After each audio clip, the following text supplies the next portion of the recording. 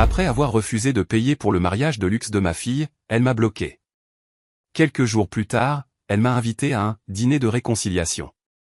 Quand je suis arrivé, 3 avocats attendaient avec une procuration. Elle a dit, soit tu signes, soit tu ne verras jamais ton petit-fils grandir. J'ai calmement ouvert mon sac à main, passé un appel téléphonique et dit, bien sûr, mais d'abord, quelqu'un veut dire quelques mots. La robe bordeaux était suspendue dans ma penderie comme un fantôme de temps meilleur. Je l'avais portée à la remise de diplôme du lycée d'Annie, puis à celle de son université, et plus tard pour célébrer sa première promotion dans l'entreprise de marketing. Chaque fois, elle m'avait complimenté sur mon élégance, sur la fierté qu'elle avait de m'avoir pour mère. Maintenant, en lissant le tissu sur ma silhouette de 62 ans, je me demandais si ce serait la dernière fois que je m'habillerais pour ma fille. 3 semaines s'étaient écoulées depuis notre violente dispute au sujet de son budget de mariage. 65 000 $. C'est ce qu'Annie et son fiancé, Henri, avaient exigé que je contribue. Pas demander, exiger. Comme si l'argent de l'assurance vie de mon défunt mari, le pécule que j'avais soigneusement préservé pour ma retraite, était en quelque sorte leur droit de naissance. « Maman, tu es égoïste », avait-elle dit, sa voix aussi tranchante que le vent d'hiver. « Tu es assise sur tout cet argent pendant que nous essayons de commencer notre vie ensemble. Tu ne veux pas que je sois heureuse. » J'avais essayé d'expliquer que le bonheur ne nécessitait pas du marbre italien importé pour une rénovation de salle de bain ou une lune de miel aux Maldives. J'avais offert 15 000 $, une somme généreuse qui couvrirait une belle cérémonie locale. Mais Annie m'avait regardé avec un tel mépris, un tel calcul, que je reconnaissais à peine la petite fille qui m'apportait des pissenlits en les appelant des fleurs de soleil. L'appel téléphonique est arrivé un mardi matin alors que je m'occupais de mon petit jardin derrière le duplex où j'avais déménagé après la mort d'Harold. La voix d'Annie était différente, plus douce, presque vulnérable. « Maman, j'ai réfléchi à ce que tu as dit. Peut-être avons-nous toutes les deux été trop têtues. Pourrions-nous en parler autour d'un dîner? Je veux arranger les choses. » Mon cœur s'était soulevé malgré moi. Peut-être que le silence entre nous lui avait donné le temps de réfléchir. Peut-être que le fait de devenir mère elle-même, elle en était à 3 mois, ça se voyait à peine, avait éveillé en elle quelque chose qui comprenait le sacrifice, qui comprenait le poids de protéger ce que l'on a construit. « J'aimerais beaucoup, ma chérie », avais-je dit, planifiant déjà ce que j'allais cuisiner, ce que j'allais dire pour reconstruire le pont entre nous. En fait, Henri et moi pensions t'inviter dans un endroit sympa. Tu sais, ce restaurant italien sur Meridian Street, Franco-S. Franco-S, où Harold m'avait emmené pour notre 25e anniversaire, où les tables étaient intimes et l'éclairage assez tamisé pour cacher les larmes que je soupçonnais que nous verserions toutes les deux en nous retrouvant. Maintenant, alors que j'appliquais mon rouge à lèvres avec la main ferme d'une femme qui avait appris à paraître forte même quand elle se sentait fragile, je me suis permis un moment d'espoir. Peut-être que la grossesse d'Annie lui avait donné une nouvelle perspective. Peut-être avait-elle réalisé que la famille comptait plus que les mariages extravagants et les célébrations dignes des réseaux sociaux. Le trajet jusqu'à Franco-S me fit traverser le quartier où j'avais élevé Annie et son frère aîné, Michael. Je suis passé devant l'école primaire où j'avais été bénévole à la bibliothèque, devant le parc où je l'avais poussé sur les balançoires jusqu'à ce que mes bras me fassent mal. Devant le centre communautaire où je lui avais appris à valser avant son premier bal. Chaque lieu semblait être une page d'un livre que je n'étais pas sûr de vouloir refermer. Franco-S était exactement comme dans mes souvenirs. Une façade en briques chaudes, des jardinières débordant de chrysanthèmes de fin d'automne, la douce lueur des bougies visibles à travers des rideaux de gaz. J'ai vérifié ma montre. 18h30 précise. Annie avait toujours apprécié la ponctualité, un trait qu'elle avait hérité de son père. L'hôtesse, une jeune femme aux yeux bienveillants, me conduisit à une table dans un coin où Annie était déjà assise. Ma fille était radieuse comme seules les femmes enceintes peuvent l'être. Sa peau était lumineuse, ses cheveux sombres tombaient en vagues lâches sur ses épaules. Elle portait une robe de créateur que je ne reconnaissais pas. Quelque chose qui coûtait probablement plus que ce que je dépensais en courses en 2 mois. Maman. Elle se leva pour m'étreindre. Et pendant un instant, en respirant son parfum familier, j'ai senti la vague d'amour maternel qui avait défini ma vie pendant 34 ans. Tu es magnifique, ma chérie. Je le pensais sincèrement. Quelles que soient nos différences, quelle que soit la douleur qui nous séparait, elle était toujours ma fille. Comment te sens-tu? Pas de nausée matinale. Mieux maintenant. Le 2e trimestre est censé être plus facile. Elle toucha son ventre d'un geste à la fois protecteur et possessif. Henry devrait arriver d'une minute à l'autre.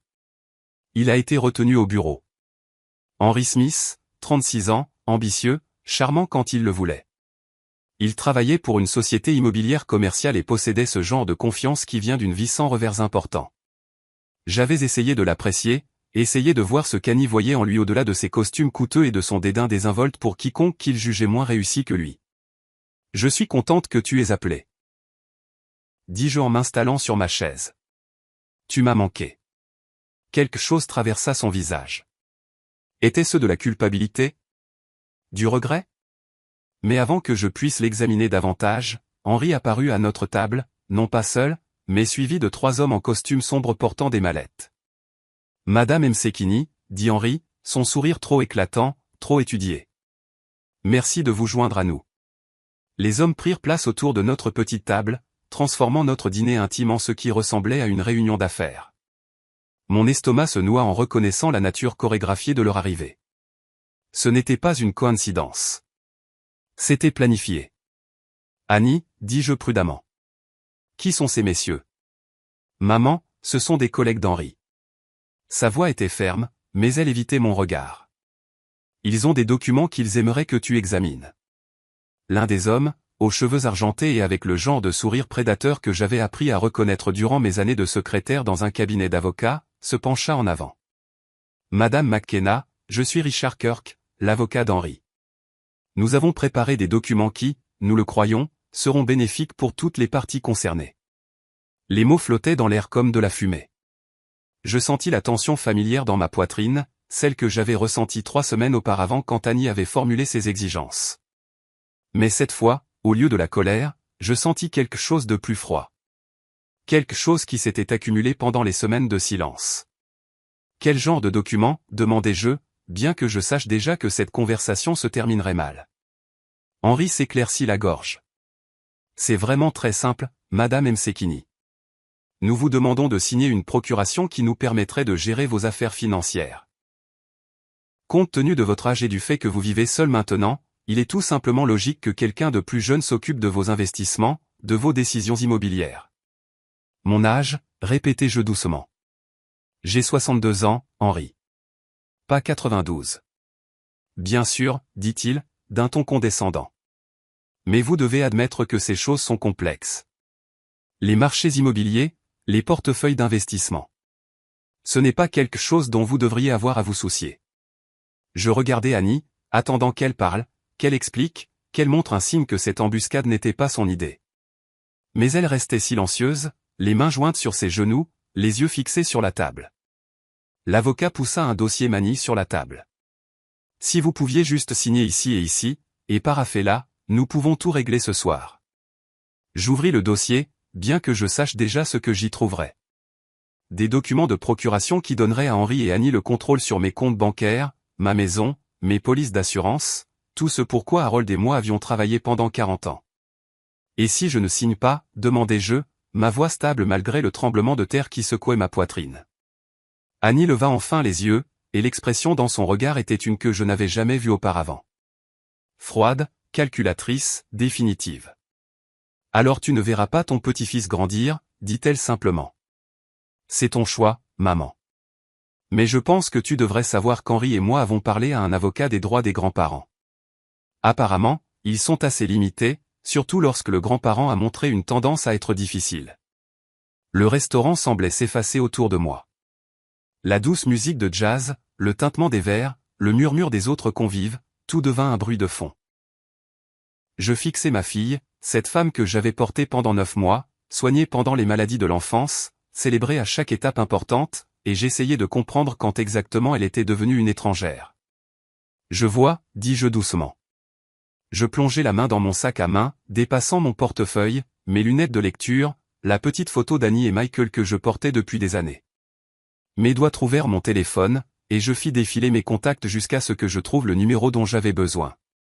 Maman. La voix d'Annie avait maintenant une note d'incertitude. « Qu'est-ce que tu fais ?» J'appuyai sur le bouton d'appel et attendis que la voix familière réponde. « Allô, Michael. C'est maman. J'ai besoin que tu viennes au restaurant Franco S sur Meridian Street maintenant. Oui, je sais qu'il est tard. Je sais que tu travailles demain matin. Viens, c'est tout. Je mis fin à l'appel et posai soigneusement le téléphone sur la table à côté du dossier manille. Je pense, dis-je, en regardant Annie droit dans les yeux, qu'avant de signer quoi que ce soit, quelqu'un veut dire quelques mots. Le silence qui suivit s'étira comme un fil tendu. Henri s'agita sur son siège, sa façade assurée se fissurant légèrement sur les bords. Les trois avocats échangèrent des regards, le genre de regard que des prédateurs chevronnés partagent lorsque leur proie ne se comporte pas comme prévu.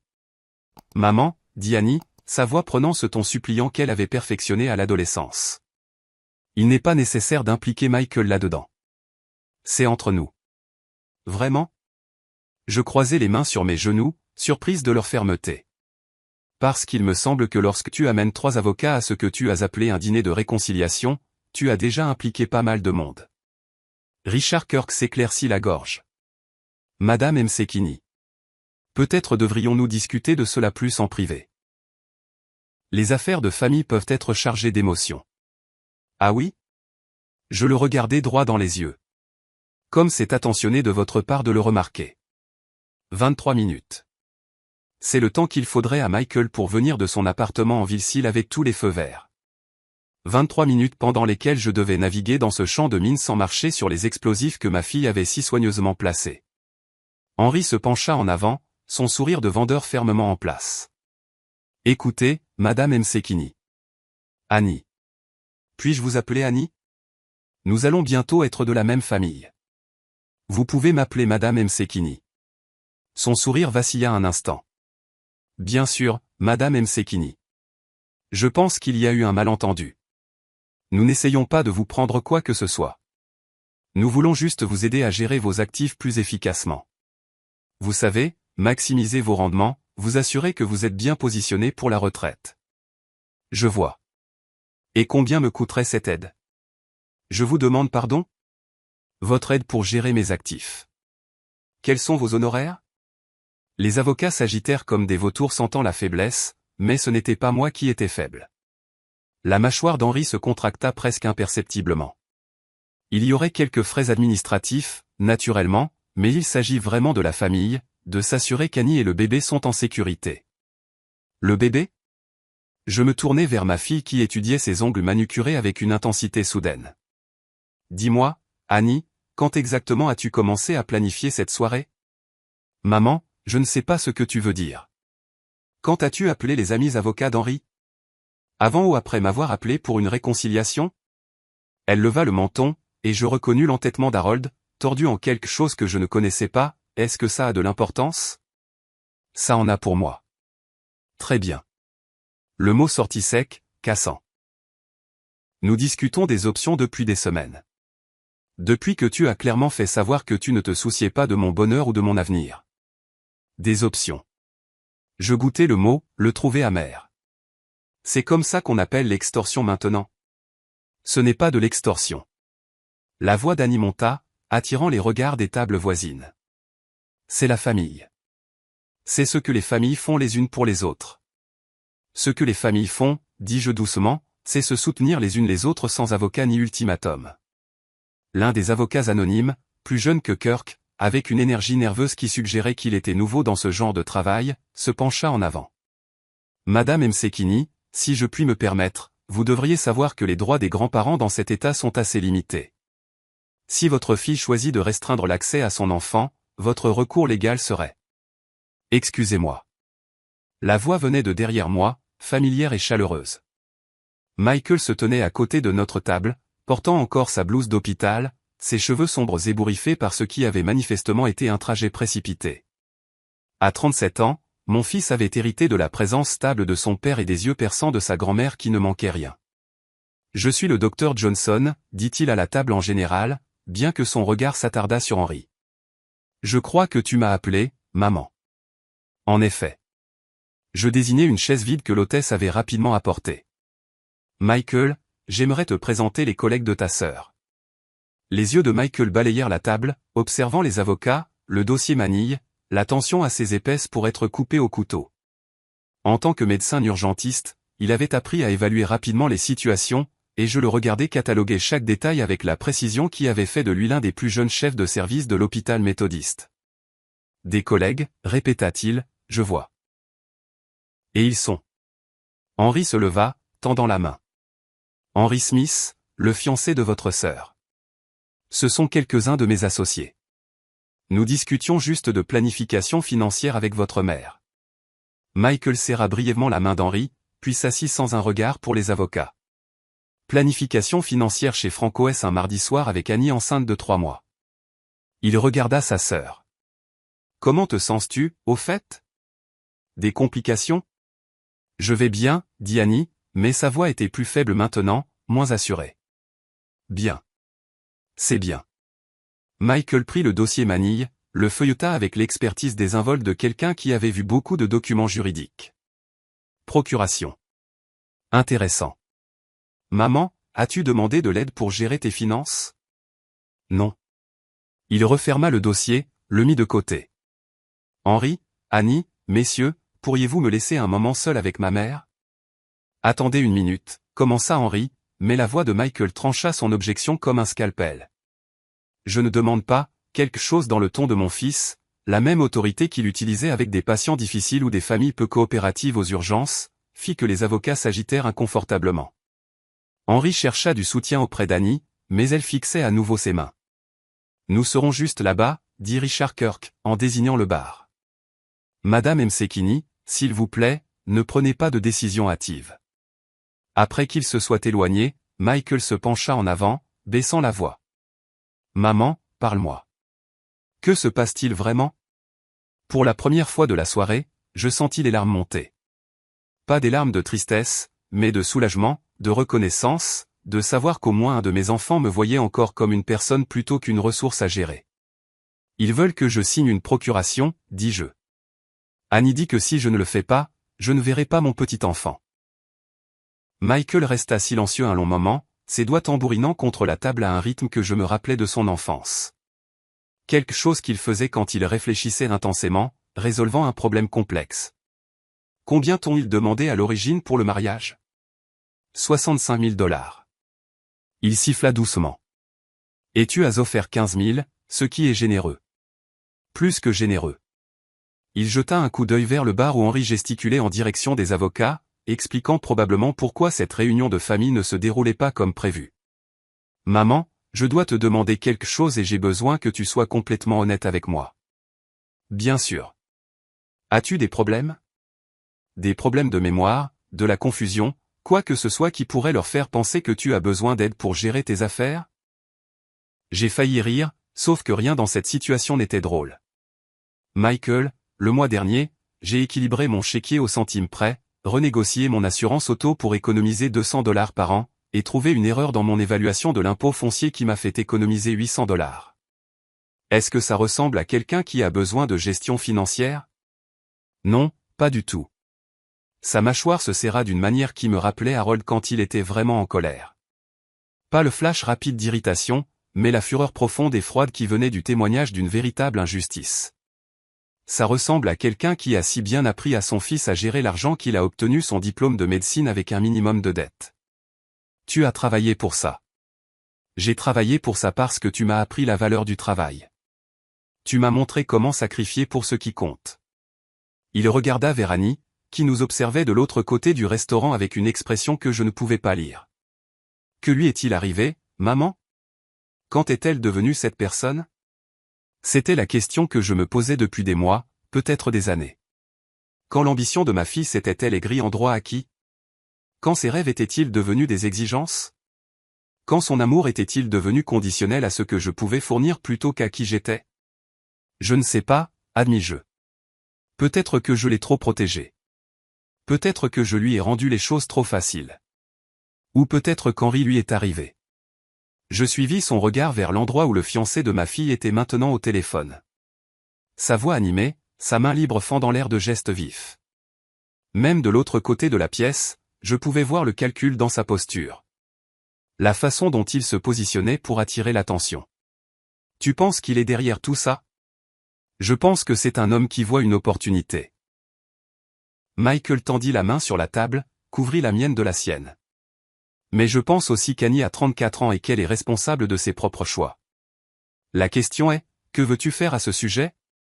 Avant que je puisse répondre, Henri revenait d'un pas décidé vers notre table, les avocats le suivant comme une meute bien habillée. Annie suivait plus lentement, une main posée sur son ventre dans un geste qui était soit protecteur, soit théâtral. Je ne pouvais plus faire la différence. Je suis désolé d'interrompre, dit Henri, sans avoir l'air désolé du tout. Mais nous avons un calendrier à respecter.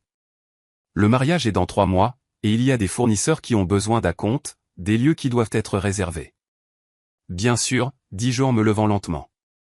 Le calendrier. Comme c'est attentionné de votre part de le mentionner. Je pris mon sac à main, m'assurant que mon téléphone était facilement accessible. Autour de nous, le restaurant bourdonnait des conversations tranquilles de couples partageant du vin, de familles célébrant des anniversaires, d'amis se retrouvant autour de pâtes. Des gens normaux vivant des vies normales, ignorant qu'à la table 12, une famille était disséquée avec une précision chirurgicale. J'ai pris ma décision, dis-je, assez fort pour que tout le monde entende. Le visage d'Annie se figea. Et je souris. Le même sourire que j'avais arboré lors des réunions de parents d'élèves face à des enseignants qui sous-estimaient les enfants des autres. Le même sourire que j'avais perfectionné pendant 40 ans de mariage avec un homme qui testait parfois ma patience, mais jamais ma loyauté. Je signerai, dis-je. Le soulagement qui submergea le visage d'Henri était presque comique. Richard Kirk sourit même. Annie aussi semblait se détendre, ses épaules s'affaissant légèrement. Mais d'abord, continuai-je en attrapant mon téléphone. Il y a quelqu'un d'autre qui veut dire quelques mots. Je fis défiler mes contacts jusqu'à ce que je trouve le numéro que j'avais ajouté il y a seulement 2 semaines, une précaution que j'avais prise après le premier ultimatum d'Annie. Quand l'intuition d'une mère avait murmuré que ce dîner de réconciliation pourrait être tout sauf réconciliateur. Louise, dis-je quand la voix familière répondit, c'est Annie Msekini. Oui, je sais qu'il est tard. Pourriez-vous venir au restaurant Franco-S sur Meridian Street? Apportez les documents dont nous avons discuté. L'expression d'Henri passa du soulagement à la confusion, puis à quelque chose approchant l'alarme. Qui est Louise?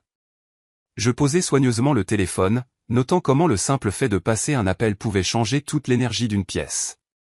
Les avocats chuchotaient entre eux maintenant, et Annie regardait entre Henri et moi avec une inquiétude croissante. Louise Calle, dis-je agréablement. Mon avocate. Le silence qui suivit était différent d'avant, plus lourd, plus dangereux. Le sourire prédateur de Richard Kirk avait entièrement disparu, remplacé par la concentration aiguë d'un chasseur qui réalisait soudain qu'il pourrait être la proie. Votre avocate, répéta lentement Henri. Quand avez-vous engagé une avocate? Le jour même où vous avez commencé à interroger mes voisins sur mon état mental, répondis-je en observant attentivement son visage. Pensiez-vous vraiment que Madame Anderson ne mentionnerait pas qu'un gentil jeune homme s'était arrêté pour demander si je me comportais bizarrement dernièrement? Si j'oubliais des choses, si je prenais de mauvaises décisions. Le visage d'Annie devint pâle. Maman, nous n'avons jamais. Jamais quoi, ma chérie? Jamais demandé à Henri de conduire dans mon quartier en prenant des photos de ma maison. Jamais demandé à mon facteur si je payais mes factures à temps. Je gardais une voix conversationnelle, presque maternelle. Jamais demandé à son ami de l'agence immobilière de faire des comparaisons sur ma propriété pour voir à combien elle pourrait se vendre? Michael se pencha en arrière sur sa chaise, et je pouvais le voir assembler les pièces du puzzle avec les compétences d'évaluation rapide qui faisaient de lui un bon médecin. Bon sang, Annie, depuis combien de temps préparez-vous ça? Ce n'est pas ce que tu penses, dit-elle, mais sa voix manquait de conviction. Ah non? J'ouvris mon sac à main et en sortis une petite enveloppe manille. Parce que je pense que c'est exactement ce que ça semble être. Une tentative systématique d'établir des motifs pour prétendre que je suis incompétente pour gérer mes propres affaires. Je répandis le contenu de l'enveloppe sur la table. Des photographies de ma maison prises par Henri, des courriels imprimés entre lui et un détective privé, des copies des demandes qu'il avait faites concernant mes dossiers médicaux, mes habitudes bancaires, mes routines quotidiennes. Louise a été très minutieuse, expliquai-je alors que les avocats examinaient les documents avec un malaise croissant. C'est incroyable ce que les gens racontent à un détective privé, n'est-ce pas? Surtout quand ce détective ressemble à la gentille grand-mère de quelqu'un. Le plus jeune avocat, le nerveux, transpirait maintenant. Madame Msekini, je pense qu'il y a peut-être eu un malentendu sur les intentions de notre client. Oh, Je comprends parfaitement les intentions. Je rassemblai les papiers en une pile nette. La question est de savoir si vous, messieurs, avez compris ce qu'on vous demandait de faire.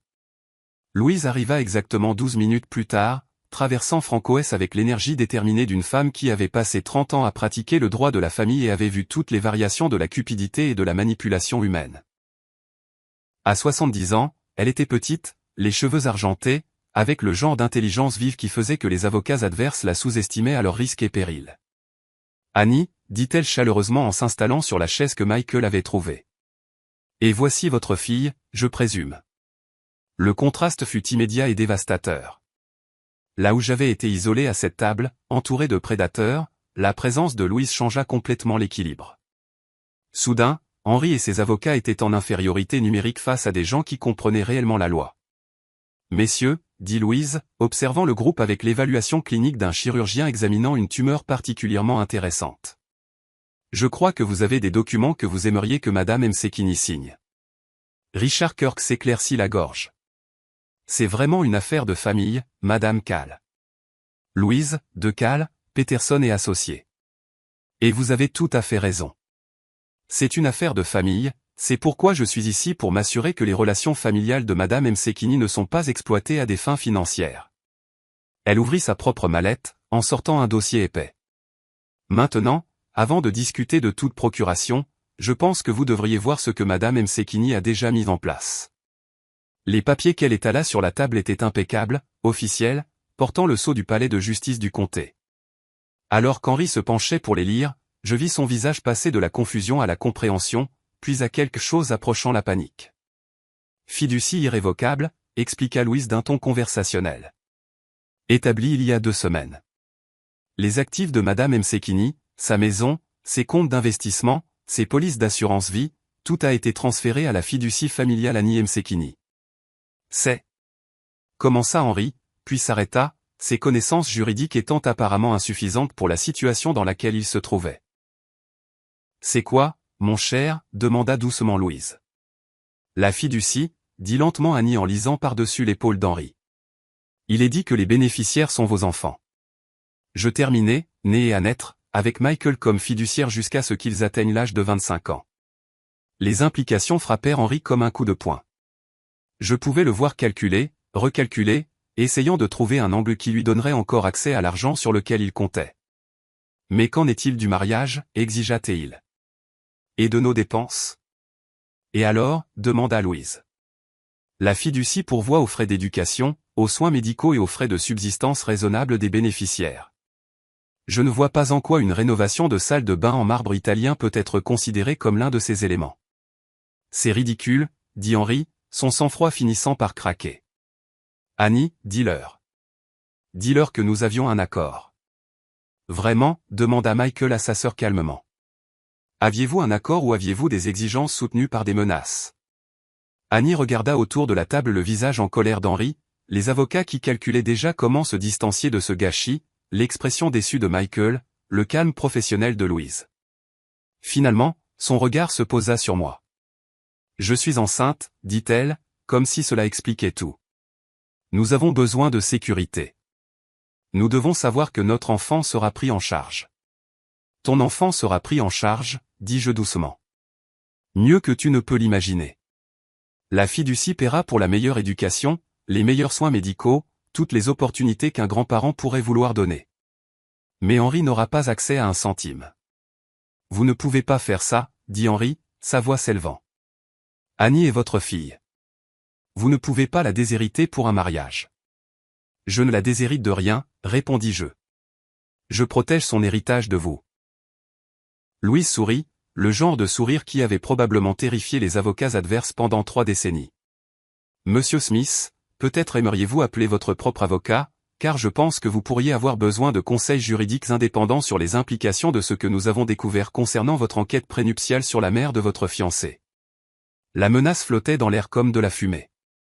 Henri se tourna vers Richard Kirk pour obtenir du soutien, mais l'avocat plus âgé rassemblait déjà ses papiers. « Je pense, » dit Kirk prudemment, « que nous avons peut-être agi sur la base de certains malentendus quant à la nature de cette situation.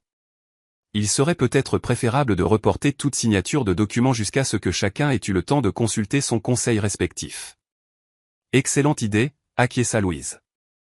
Madame Msekini, allons-nous-en. Je pense que vous avez accompli ce pourquoi vous êtes venu ici. Je me levai lentement, prenant mon temps, laissant le poids de ce qui venait de se passer s'installer sur la table comme la poussière après une explosion.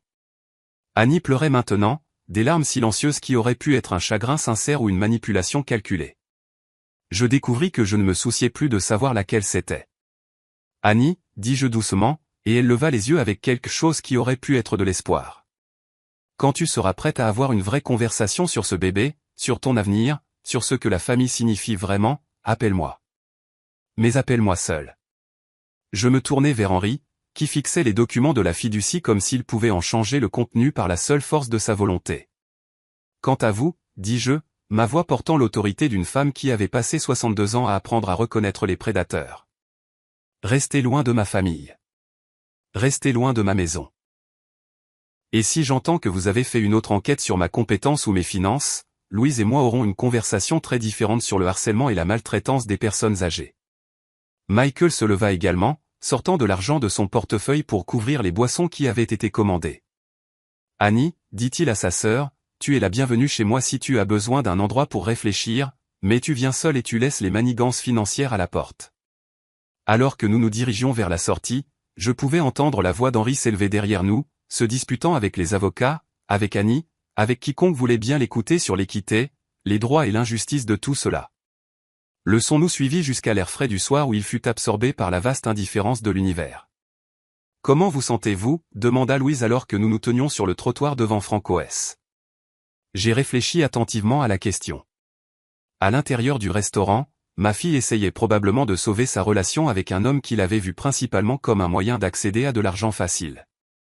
À l'intérieur, Henri apprenait qu'il y avait encore des femmes dans le monde qui ne pouvaient être ni intimidées ni manipulées pour abandonner ce qu'elles avaient construit. Libre, dis-je finalement. Pour la première fois depuis des mois, je me sens libre. Louise hocha la tête avec approbation. Bien. Maintenant vient la partie difficile, qui est de décider ce que vous voulez construire avec cette liberté. 3 semaines plus tard, je me tenais dans ma cuisine, préparant du café pour deux, regardant le soleil du matin peindre des motifs géométriques sur le sol en linoléum qu'Harold et moi avions installé il y a 23 ans. La maison semblait différente maintenant, pas vide, mais paisible. C'était une distinction que je commençais seulement à comprendre. La sonnette retentit à 9 heures précises. J'en étais venu à apprécier encore plus la ponctualité depuis Franco S, depuis que j'avais appris la valeur des gens qui disaient ce qu'ils pensaient et faisaient ce qu'ils promettaient. Pile à l'heure, dis-je en ouvrant la porte pour trouver Janet Water tenant un plat à gratin couvert et arborant le genre de sourire qui suggérait qu'elle avait des nouvelles à partager.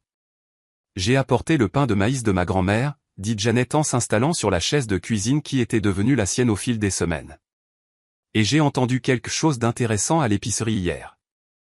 Janet était apparue dans ma vie comme un petit miracle déguisé en coïncidence. 2 jours après le dîner chez Franco S, elle avait frappé à ma porte, se présentant comme ma nouvelle voisine, une veuve récente qui avait déménagé dans le duplex d'à accent grave côté après 45 ans dans la maison où elle avait élevé 4 enfants. À 67 ans, Janet était mince et énergique, avec des cheveux argentés coupés en un carré pratique et le genre de regard direct qui suggérait qu'elle avait assez vu de la vie pour savoir ce qui comptait et ce qui ne comptait pas. Plus important encore, elle avait le don d'écouter sans juger et une immunité totale au drame des autres. Quel genre d'intéressant, demandai-je en versant du café dans les tasses que nous avions choisies ensemble au magasin d'antiquités du centre-ville, dans le cadre de ce que Janet appelait mon « projet de réappropriation ». Henry Smith était à la banque hier, dit-elle en acceptant sa tasse avec l'expression satisfaite de quelqu'un qui appréciait une bonne histoire. Apparemment, il était très contrarié par le gel de certains comptes. Je m'assis en face d'elle, notant à quel point cela semblait naturel, d'avoir quelqu'un avec qui partager un café, quelqu'un qui comprenait que les commérages pouvaient être une forme de justice lorsqu'ils exposaient les bonnes vérités aux bonnes personnes. Des comptes gelés.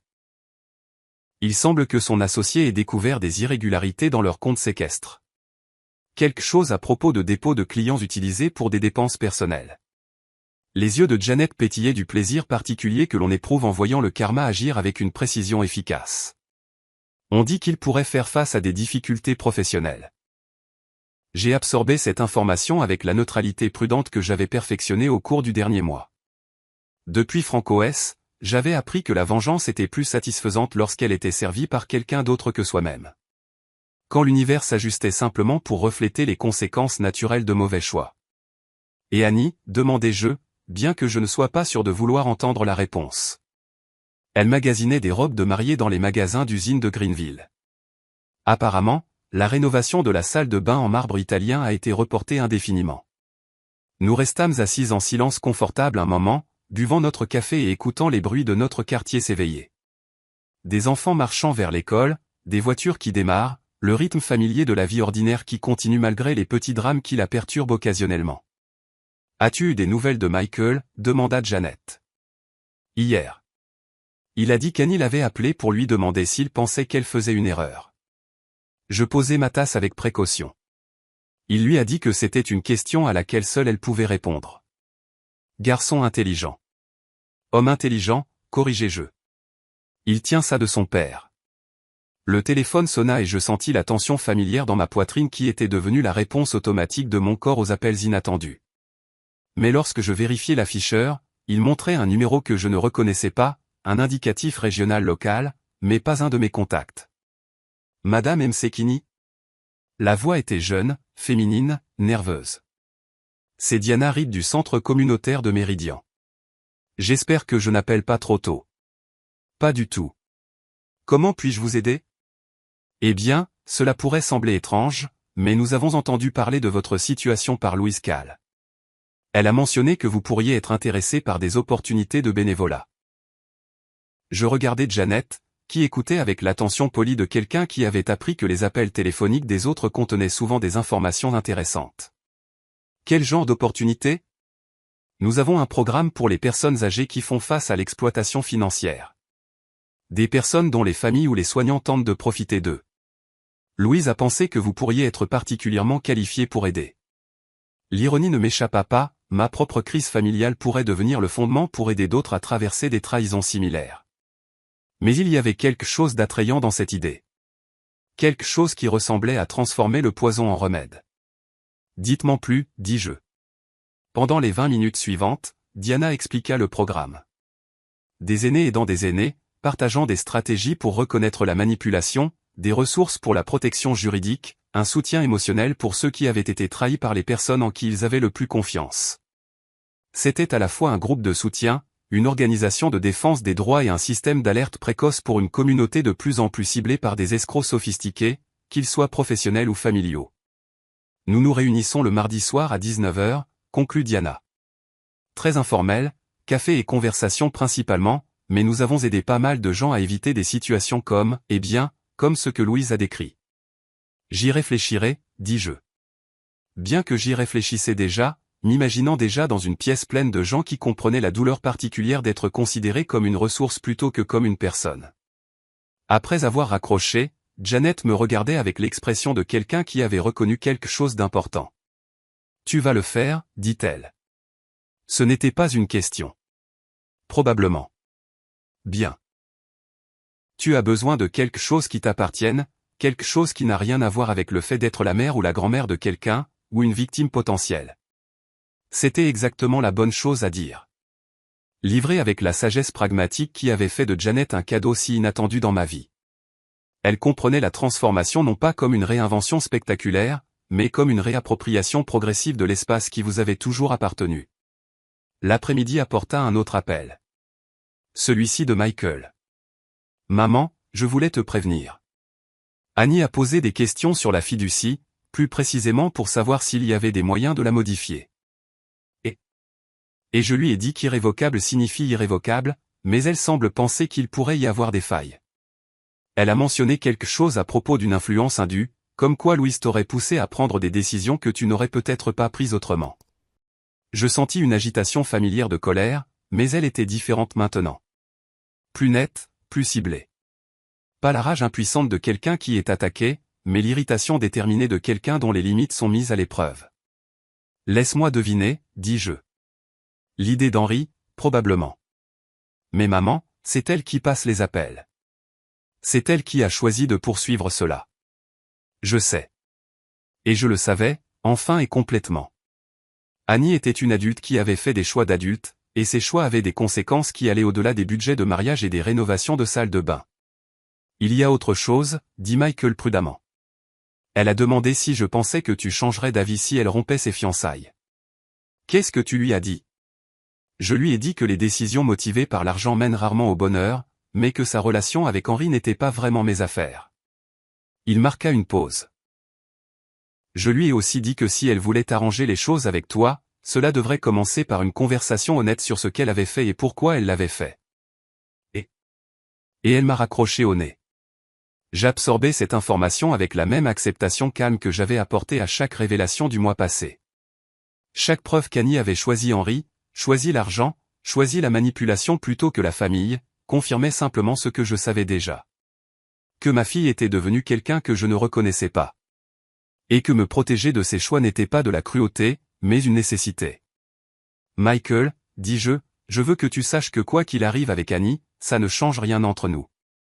Tu es un homme bon et un bon fils, et je suis fier de la vie que tu as construite. Maman, sa voix était chargée d'émotion.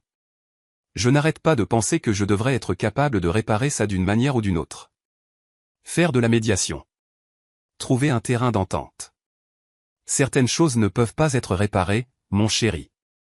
Certaines choses ne peuvent qu'être acceptées. Après avoir raccroché, j'ai traversé ma maison lentement, la regardant avec de nouveaux yeux. Le salon, où Annie avait joué avec des poupées et plus tard amené des petits amis pour mon approbation. La cuisine où je lui avais appris à faire de la pâte à tarte et où elle avait plus tard annoncé ses fiançailles avec Henry. Le couloir bordé de photos de famille qui semblaient soudainement être la documentation d'une histoire qui était terminée. Mais les fins, j'apprenais, étaient aussi des débuts. Demain, j'appellerai Diana Reed et je me porterai volontaire pour le programme du centre communautaire. La semaine prochaine, Janet et moi allions à Nashville pour visiter le musée qu'elle voulait voir depuis la mort de son mari.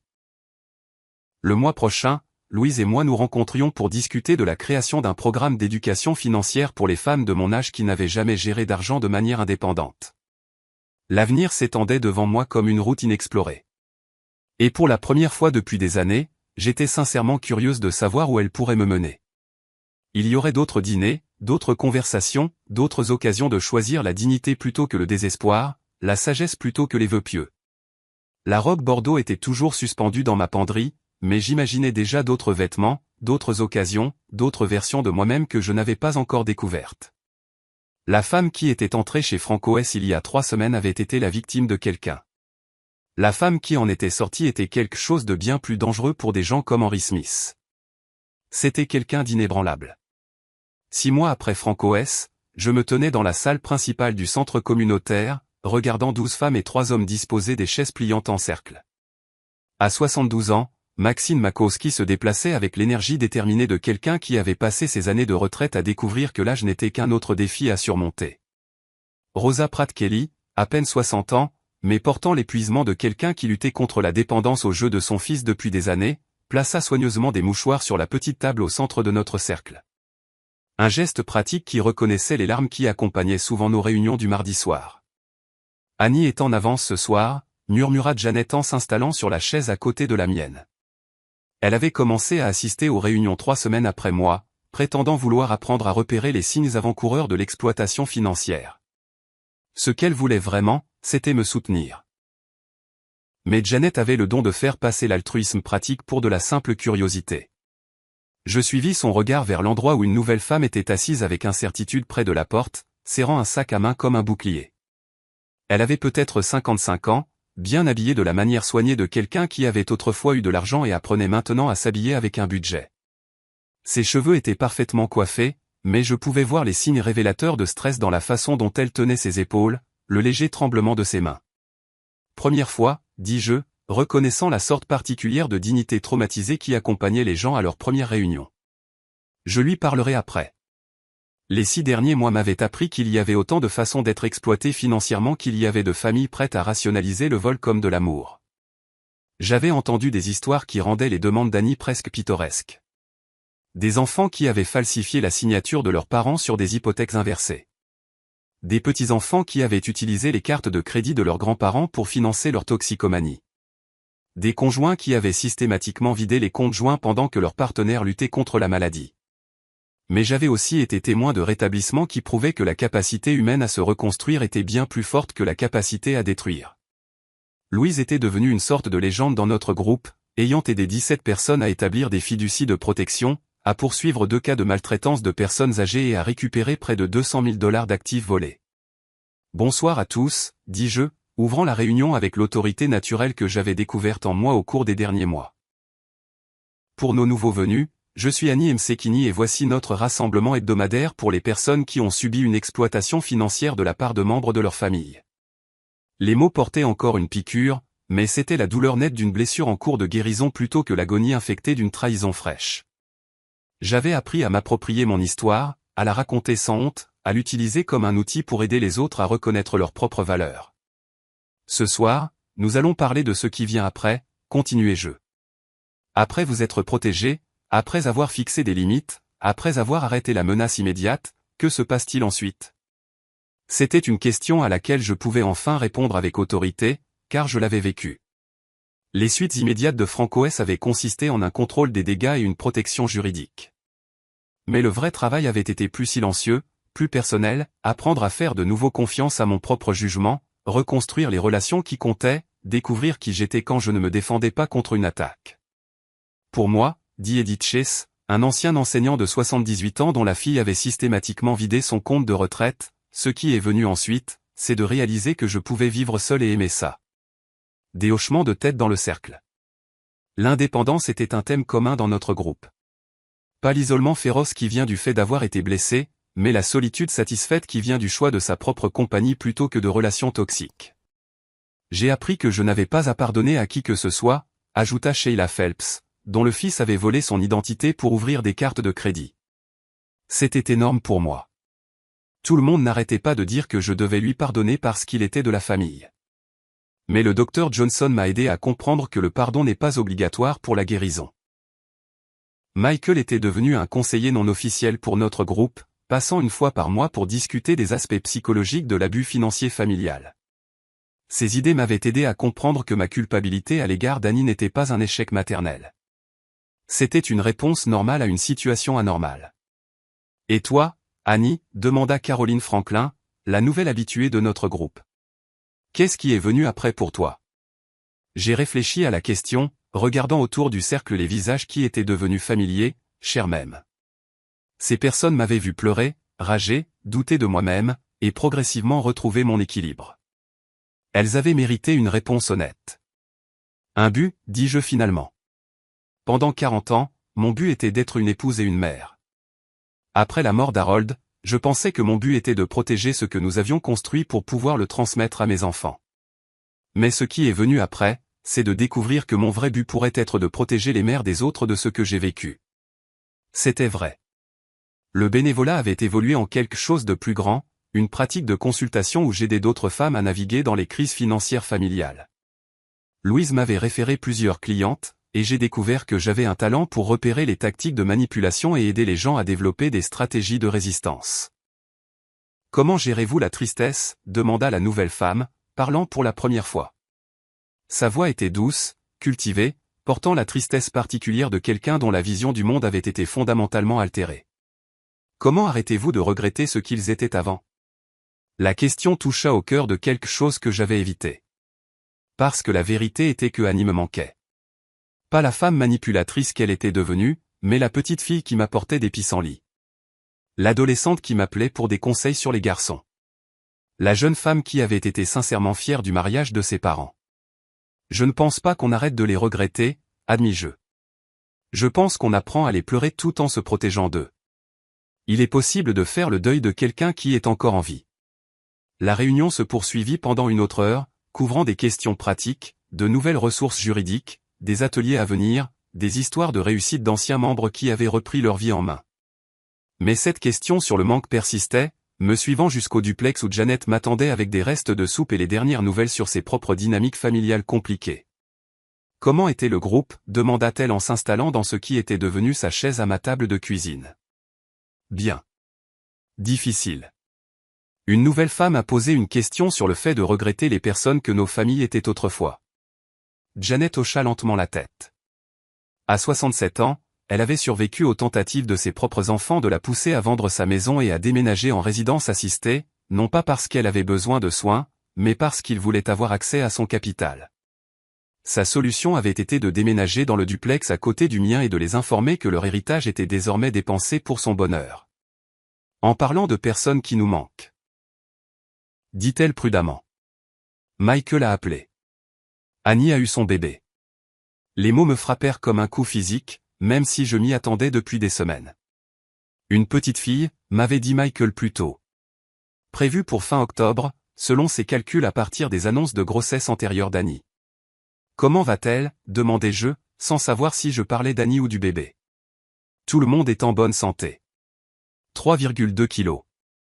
Ils l'ont appelée Eleanor. Eleanor, le nom de ma mère. La manipulation était si transparente, si calculée que je me sentis momentanément étourdi par l'audace.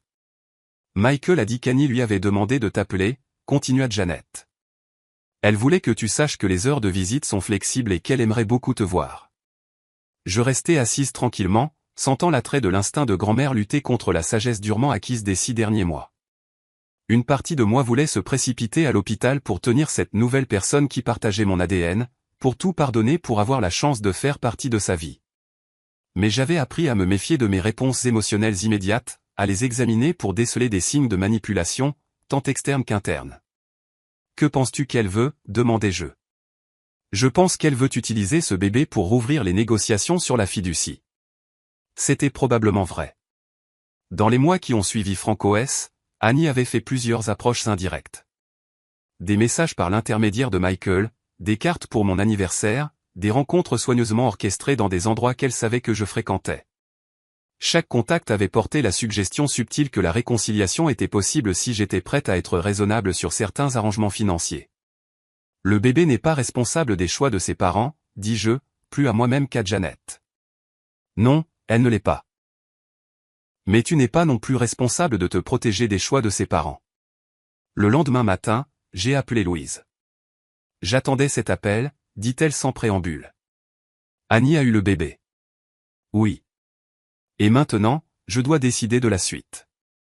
Que voulez-vous qu'il se passe ensuite ? C'était la question que je me posais depuis que Janet m'avait annoncé la nouvelle. Que voulais-je ? Pas ce qu'Annie voulait, pas ce que Michael pensait être le mieux, pas ce que la société attendait des grands-mères. Qu'est-ce que je voulais vraiment ? Je veux rencontrer ma petite fille, dis-je lentement. Mais je veux le faire selon mes propres termes, avec des limites claires et sans m'exposer à la manipulation. C'est possible, dit Louise. Nous pouvons organiser des visites supervisées par l'intermédiaire de Michael.